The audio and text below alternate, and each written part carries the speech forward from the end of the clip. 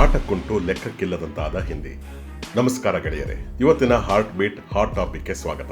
ಭಾಷೆ ಅನ್ನೋದು ಕೇವಲ ನಮ್ಮ ಭಾವನೆಗಳನ್ನು ಹಂಚಿಕೊಳ್ಳುವ ಸಾಧನ ಮಾತ್ರವಲ್ಲ. ಅದು ನಮ್ಮ ಅಸ್ಮಿತೆ, ನಮ್ಮ ಅನ್ನ, ನಮ್ಮ ಉದ್ಯೋಗ ಮತ್ತು ನಮ್ಮ ಸಾರ್ವಭೌಮತೆಯ ಸಂಕೇತ.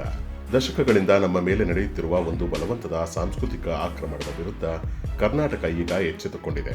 ಹೌದು, ಬಹುತ್ವದ ಈ ಭಾರತದಲ್ಲಿ ಒಂದು ದೇಶ ಒಂದು ಭಾಷೆ ಎಂಬ ಹುನ್ನಾರದ ಅಡಿಯಲ್ಲಿ ನಮ್ಮ ಮೇಲೆ ಬಲವಂತವಾಗಿ ಹಿಂದಿ ಭಾಷೆಯನ್ನು ಹೇರಲಾಗುತ್ತಿತ್ತು. ಆದರೆ ನಿರಂತರ ಹೋರಾಟಗಳ ಫಲವಾಗಿ ಕರ್ನಾಟಕ ಸರ್ಕಾರವು ಶಾಲಾ ಹಂತದಲ್ಲಿ SSLC ಪರೀಕ್ಷೆಯಲ್ಲಿ 3ನೇ ಭಾಷೆಯಾಗಿದ್ದ ಹಿಂದಿಗೆ ಗ್ರೇಡಿಂಗ್ ಪದ್ಧತಿ ತರುವ ಮೂಲಕ ಅರೆಮುಕ್ತಿ ನೀಡಿದೆ. ಇದು ಕೇವಲ ಒಂದು ಶೈಕ್ಷಣಿಕ ಬದಲಾವಣೆಯಲ್ಲ, ಇದು ನಮ್ಮ ಸ್ವಾಭಿಮಾನದ ವಿಜಯ. ಆದರೆ ಹೋರಾಟ ಇಲ್ಲಿಗೆ ಮುಗಿದಿಲ್ಲ. ಇವತ್ತಿನ ಈ ವಿಡಿಯೋದಲ್ಲಿ ನಾವು ನಮ್ಮ ಭಾಷಾ ಚಳವಳಿಯ ರೋಚಕ ಇತಿಹಾಸ, ತೃತೀಯ ಭಾಷೆಯ ಹಿಂದಿರುವ ರಾಜಕೀಯ, ರಾಷ್ಟ್ರೀಯ ಹೆದ್ದಾರಿಗಳಲ್ಲಿ ನಮ್ಮ ಮೇಲೆ ನಡೆಯುತ್ತಿರುವ ದಬ್ಬಾಳಿಕೆ ಮತ್ತು ದ್ರಾವಿಡ ಕನ್ನಡಿಗರ ಬಳಗದಂತಹ ಸಂಘಟನೆಗಳು ತಮಿಳುನಾಡು ಮಾದರಿಯ ದ್ವಿಭಾಷಾ ನೀತಿಗಾಗಿ ನಡೆಸುತ್ತಿರುವ ಸಮಗ್ರ ಹೋರಾಟದ ಪ್ರತಿಯೊಂದು ಎಳೆಯನ್ನು ಬಿಡಿಸಿಡಲಿದ್ದೇವೆ. ಕಡೆಯವರೆಗೂ ನೋಡಿ, ಯಾಕೆಂದರೆ ಇದು ನಿಮ್ಮ ಭವಿಷ್ಯದ ಪ್ರಶ್ನೆ. ಮೊದಲಿಗೆ ಶಿಕ್ಷಣದಲ್ಲಿ ಆಗಿರುವ ಈ ಕ್ರಾಂತಿಕಾರಿ ಬದಲಾವಣೆಯ ಬಗ್ಗೆಯೇ ಮಾತನಾಡೋಣ. ನಾವೆಲ್ಲ ಶಾಲೆಗೆ ಹೋಗುವಾಗ ಹಿಂದಿ ಪರೀಕ್ಷೆ ಎಂದರೆ ಬೆವರುತ್ತಿದ್ದೆವು. ನಮಗೆ ದೈನಂದಿನ ಜೀವನದಲ್ಲಿ ಹಿಂದಿಯ ಅವಶ್ಯಕತೆ ಇರಲಿಲ್ಲ. ಆದರೂ 100 ಅಂಕಗಳ ಬಲವಂತದ ಪರೀಕ್ಷೆ. ಆದರೆ 2026ರ ಶೈಕ್ಷಣಿಕ ವರ್ಷದಿಂದ ಹಿಂದಿ ಆಟಕ್ಕುಂಟು ಲೆಕ್ಕಕ್ಕಿಲ್ಲ. ಇದರರ್ಥ ಏನು ಗೊತ್ತಾ?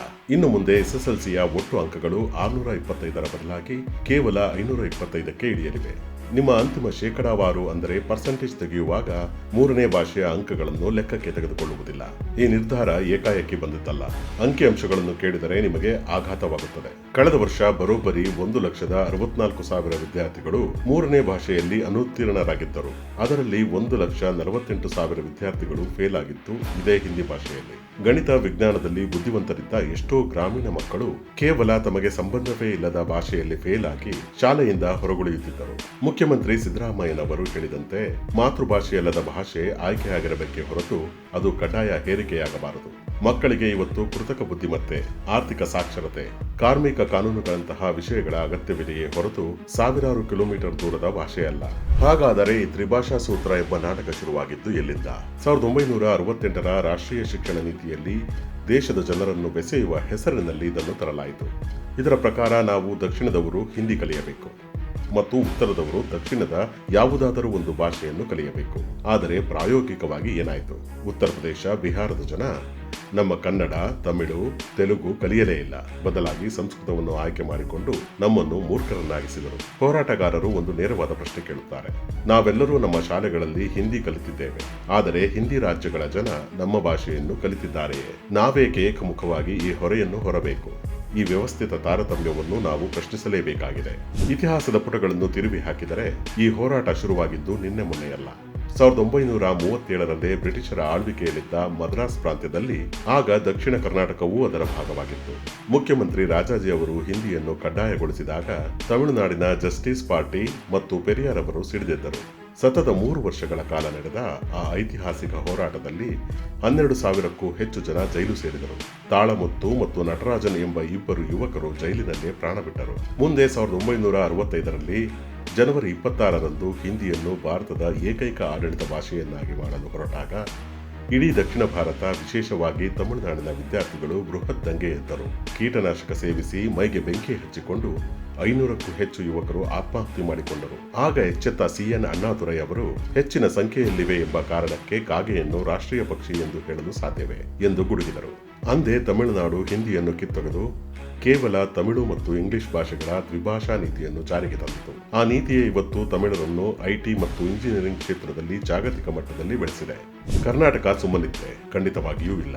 1965ರಲ್ಲಿ ಮೈಸೂರಿನಲ್ಲೂ 2,000ಕ್ಕೂ ಹೆಚ್ಚು ವಿದ್ಯಾರ್ಥಿಗಳು ಲಾಠಿ ಏಟು ತಿಂದಿದ್ದರು. ನಮ್ಮ ರಾಷ್ಟ್ರಕವಿ ಕುವೆಂಪು ಅವರು ಅಂದೇ ಹಿಂದಿ ಕನ್ನಡವನ್ನು ಕೊಲ್ಲುತ್ತದೆ, ಅದು ನಮಗೆ ಬೇಡ ಎಂದು ಕಡ್ಡಿ ಮುರಿದಂತೆ ಎಚ್ಚರಿಸಿದ್ದರು. ಆಮೇಲೆ 1980ರ ದಶಕದಲ್ಲಿ ಬಂತು ನೋಡಿ ನಮ್ಮ ಹೆಮ್ಮೆಯ ಗೋಕಾಕ್ ಚಳವಳಿ. ಇದು ಕೇವಲ ಒಂದು ರಾಜಕೀಯ ಪಕ್ಷದ ಹೋರಾಟವಾಗಿರಲಿಲ್ಲ. ಸಾಹಿತಿಗಳು, ವಿದ್ಯಾರ್ಥಿಗಳು, ರೈತರು ಮತ್ತು ನಮ್ಮ ಪ್ರೀತಿಯ ವರನಟ ಡಾಕ್ಟರ್ ರಾಜ್ಕುಮಾರ್ ಅವರ ನೇತೃತ್ವದಲ್ಲಿ ಇಡೀ ನಾಡು ಒಂದಾಗಿ ನಿಂತು ಶಿಕ್ಷಣದಲ್ಲಿ ಕನ್ನಡಕ್ಕೆ ಪ್ರಥಮ ಭಾಷೆಯ ಸ್ಥಾನಮಾನವನ್ನು ಪಡೆದುಕೊಂಡಿತು. ಅದೊಂದು ಭಾಷಾ ಜನಾಂದೋಲನದ ಅತ್ಯುನ್ನತ ಶಿಖರ. ಇದೆಲ್ಲ ಹಳೆಯ ಇತಿಹಾಸವಾದರೆ ಇವತ್ತಿನ ಪರಿಸ್ಥಿತಿ ಏನು ಗೊತ್ತಾ? ಕೇಂದ್ರ ಸರ್ಕಾರದ ಏಜೆನ್ಸಿಗಳು ಮೂರನೇ ಭಾಷೆಯ ಹೆಸರಿನಲ್ಲಿ ಮತ್ತೆ ಹಿಂದಿಯನ್ನು ಹಿಂದಿನ ಬಾಗಿಲಿನಿಂದ ತರುತ್ತಿವೆ. ಉದಾಹರಣೆಗೆ ನಮ್ಮ ರಾಷ್ಟ್ರೀಯ ಹೆದ್ದಾರಿಗಳು. NHAI ಮಾರ್ಗಸೂಚಿಗಳ ಪ್ರಕಾರ ಉತ್ತರ ಭಾರತದ ಎ ವಲಯದಲ್ಲಿ ಕೇವಲ ಹಿಂದಿ ಇಂಗ್ಲಿಷ್ ದ್ವಿಭಾಷೆ ಬೋರ್ಡ್ಗಳಿದ್ದರೆ, ನಮ್ಮಂತಹ ಸಿ ವಲಯದಲ್ಲಿ ಕಡ್ಡಾಯವಾಗಿ ಕನ್ನಡ, ಹಿಂದಿ, ಇಂಗ್ಲಿಷ್ ಇರಬೇಕು ಎಂದು ಆದೇಶಿಸಲಾಗಿದೆ. ಇದು ಎಂತಹ ತಾರತಮ್ಯ ನೋಡಿ. ಇದರ ಅಹಂಕಾರ ಯಾವ ಮಟ್ಟಕ್ಕೆ ಹೋಗಿದೆ ಅಂದರೆ, ಇತ್ತೀಚೆಗೆ ದೇವನಹಳ್ಳಿ ಟೋಲ್ಗೇಟ್ ಬಳಿ ಹಿಂದಿ ಭಾಷಿಕ ಸಿಬ್ಬಂದಿಯೊಬ್ಬ, ನನಗೆ ಕನ್ನಡ ಬರುವುದಿಲ್ಲ, ಇದು ರಾಷ್ಟ್ರೀಯ ಹೆದ್ದಾರಿ, ನಾನೇಕೆ ಕನ್ನಡ ಮಾತನಾಡಬೇಕು ಎಂದು ಕನ್ನಡಿಗರ ಮೇಲೆಯೇ ದರ್ಪ ತೋರಿದ್ದ. ಇದು ನಮ್ಮ ನೆಲ, ನಮ್ಮ ತೆರಿಗೆ, ನಮ್ಮ ರಸ್ತೆ, ಆದರೂ ನಾವೇ ಪರಕೀಯರಾಗಬೇಕಾ?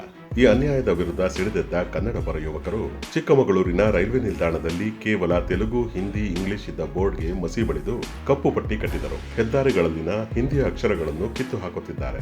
ಬರೀ ಹೆದ್ದಾರಿಗಳಲ್ಲ, ಬೆಂಗಳೂರಿನ ಐಷಾರಾಮಿ ಮಾಲ್ಗಳು, MG ರಸ್ತೆ, ಬ್ರಿಗೇಡ್ ರಸ್ತೆಯ ಬಹುರಾಷ್ಟ್ರೀಯ ಕಂಪನಿಗಳ ಬೋರ್ಡ್ಗಳಲ್ಲಿ ಕನ್ನಡವೇ ಮಾಯವಾಗಿತ್ತು. ಇದರ ವಿರುದ್ಧ ಕರ್ನಾಟಕ ರಕ್ಷಣಾ ವೇದಿಕೆ ರಸ್ತೆಗಿಳಿದು ಉಗ್ರ ಪ್ರತಿಭಟನೆ ನಡೆಸಿತು.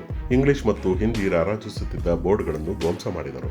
ಈ ಬೃಹತ್ ಜನಾಂದೋಲನದ ಬಿಸಿಗೆ ಮಣಿದ ಸರ್ಕಾರ ಮತ್ತು BBMP ತಕ್ಷಣವೇ ಗೆಜೆಟ್ ಅಧಿಸೂಚನೆ ಹೊರಡಿಸಿ ರಾಜ್ಯದ ಎಲ್ಲಾ ವಾಣಿಜ್ಯ ಮಳಿಗೆಗಳ ನಾಮಫಲಕದಲ್ಲಿ ಕಡ್ಡಾಯವಾಗಿ ಮೇಲ್ಭಾಗದಲ್ಲಿ 60% ಕನ್ನಡ ಇರಲೇಬೇಕು ಎಂದು ಆದೇಶಿಸಿತು. ಕನ್ನಡಿಗರು ಒಗ್ಗಟ್ಟಾದರೆ ಏನನ್ನೂ ಸಾಧಿಸಬಹುದು ಎಂಬುದಕ್ಕೆ ಇದೊಂದು ದೊಡ್ಡ ಉದಾಹರಣೆ. ಈ ಎಲ್ಲಾ ಬದಲಾವಣೆಗಳ ಹಿಂದೆ ನಿರಂತರವಾಗಿ ಶ್ರಮಿಸುತ್ತಿರುವ ನೈಜ ಹೀರೋಗಳು ಯಾರು ಗೊತ್ತಾ? ನಮ್ಮದೇ ನಾಡಿನ 10 ಹಲವು ಕನ್ನಡ ಪರ ಸಂಘಟನೆಗಳು.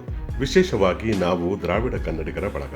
ಈ ಸಂಘಟನೆಯು ಕೇವಲ ಭಾವನಾತ್ಮಕವಾಗಿರದೆ ಹಿಂದಿ ಹೇರಿಕೆಯ ಹಿಂದಿರುವ ಆರ್ಥಿಕ ಶೋಷಣೆಯನ್ನು ಜನರ ಮುಂದಿಡುತ್ತಿದೆ.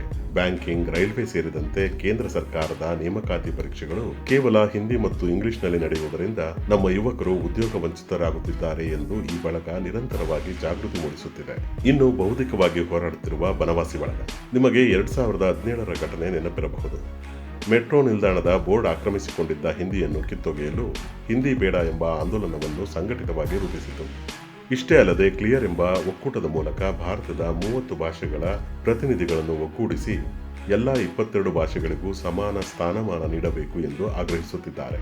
ಹಾಗೆಯೇ ಕರ್ನಾಟಕ ರಕ್ಷಣಾ ವೇದಿಕೆ ಕೇಂದ್ರ ಸರ್ಕಾರ ಆಚರಿಸುವ ಹಿಂದಿ ದಿವಸನ್ನು ಪ್ರತಿ ವರ್ಷ ಕರಾಳ ದಿನವನ್ನಾಗಿ ಆಚರಿಸುತ್ತಾ ಬ್ಯಾಂಕ್ ಮತ್ತು ಅಂಚೆ ಕಚೇರಿಗಳ ಮುಂದೆ ಕರವೇ ಕಾರ್ಯಕರ್ತರು ಎದೆಗೊಟ್ಟು ನಿಲ್ಲುತ್ತಿದ್ದಾರೆ.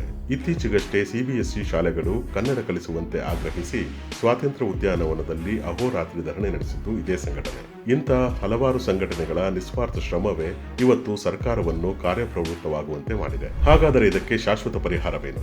ಆ ಪರಿಹಾರದತ್ತ ಕರ್ನಾಟಕ ಈಗ ದಿಟ್ಟ ಹೆಜ್ಜೆ ಇಟ್ಟಿದೆ. ಕೇಂದ್ರದ ಶಿಕ್ಷಣ ನೀತಿಯನ್ನು ತಿರಸ್ಕರಿಸಿದ ಕರ್ನಾಟಕ ಸರ್ಕಾರ ತನ್ನದೇ ಆದ ರಾಜ್ಯ ಶಿಕ್ಷಣ ನೀತಿಯನ್ನು ರೂಪಿಸಲು ಪ್ರೊಫೆಸರ್ ಸುಖದೇವ್ ಥೋರಾಟ್ ಅವರ ನೇತೃತ್ವದಲ್ಲಿ ಸಮಿತಿ ರಚಿಸಿತು. ಈ ಸಮಿತಿಯು ತನ್ನ ವರದಿಯಲ್ಲಿ ಶಾಲಾ ಶಿಕ್ಷಣದಲ್ಲಿ ತ್ರಿಭಾಷಾ ಸೂತ್ರವನ್ನು ಕಿತ್ತು ಹಾಕಿ ಕೇವಲ ಕನ್ನಡ ಮತ್ತು ಇಂಗ್ಲಿಷ್ ಒಳಗೊಂಡ ದ್ವಿಭಾಷಾ ನೀತಿಯನ್ನು ಅಳವಡಿಸಲು ಐತಿಹಾಸಿಕ ಶಿಫಾರಸು ಮಾಡಿದೆ.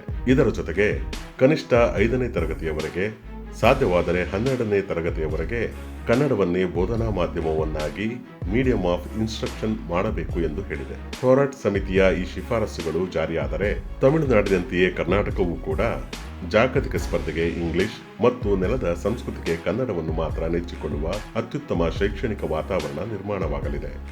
ಸ್ನೇಹಿತರೆ, ನೆನಪಿರಲಿ, ಭಾಷಾ ಸಮಾನತೆಯ ಹೋರಾಟ ಯಾರದೋ ಒಬ್ಬರ ಜವಾಬ್ದಾರಿಯಲ್ಲ, ಇದು ನಮ್ಮ ಪ್ರತಿಯೊಬ್ಬರ ಕರ್ತವ್ಯ. SSLCಯಲ್ಲಿ ಹಿಂದಿಯನ್ನು ಅರೆಮುಕ್ತಗೊಳಿಸಿದ್ದು ಕೇವಲ ಮೊದಲ ಹೆಜ್ಜೆ. ನಾವು ತಲುಪಬೇಕಾದ ಗುರಿ ಇನ್ನೂ ಮುಂದಿದೆ. ರಾಷ್ಟ್ರೀಯ ಹೆದ್ದಾರಿಗಳಲ್ಲಿ 3ನೇ ಭಾಷೆಯಾಗಿ ಆಕ್ರಮಿಸಿರುವ ಹಿಂದಿ ನಾಮಫಲಕಗಳು ಸಂಪೂರ್ಣವಾಗಿ ತೊಲಗಬೇಕು. ಕೇಂದ್ರ ಸರ್ಕಾರದ ಎಲ್ಲಾ ಉದ್ಯೋಗ ಪರೀಕ್ಷೆಗಳು ಕಡ್ಡಾಯವಾಗಿ ಕನ್ನಡದಲ್ಲೇ ನಡೆಯಬೇಕು. ಸಂವಿಧಾನದ 8ನೇ ಪರಿಚ್ಛೇದದಲ್ಲಿರುವ ಎಲ್ಲಾ 22 ಭಾಷೆಗಳಿಗೂ ಸಮಾನವಾಗಿ ಆಡಳಿತ ಭಾಷೆಯ ಸ್ಥಾನಮಾನ ಸಿಗಬೇಕು. ತಮಿಳುನಾಡಿನಂತೆ ದ್ವಿಭಾಷಾ ನೀತಿಯು ಶಾಸನಾತ್ಮಕವಾಗಿ ಕರ್ನಾಟಕದಲ್ಲಿ ಜಾರಿಯಾಗಬೇಕು. ಹಲವಾರು ಸಂಘಟನೆಗಳ ಕಾರ್ಯಕರ್ತರು ತಿಂದ ಲಾಠಿ ಏಟುಗಳು ಮತ್ತು ಅವರು ಅನುಭವಿಸಿದ ಜೈಲುವಾಸ ವ್ಯರ್ಥವಾಗಬಾರದು. ಅಗತ್ಯವಿದ್ದವರು ಭಾಷೆಯನ್ನು ಕಲಿಯುತ್ತಾರೆ, ಹೆರಬೇಡಿ. ಈ ಭಾಗಕ್ಕೆ ವಾಸಿಸಲು ಬಂದಾಗ ಇಲ್ಲಿನ ನಾಡನುಡಿಯನ್ನೇ ಕಲಿಯಿರಿ ಎಂಬುದು ಪ್ರತಿಯೊಬ್ಬ ಕನ್ನಡಿಗನ ಆಗ್ರಹ. ಬನ್ನಿ, ಒಟ್ಟಾಗಿ ನಿಲ್ಲೋಣ.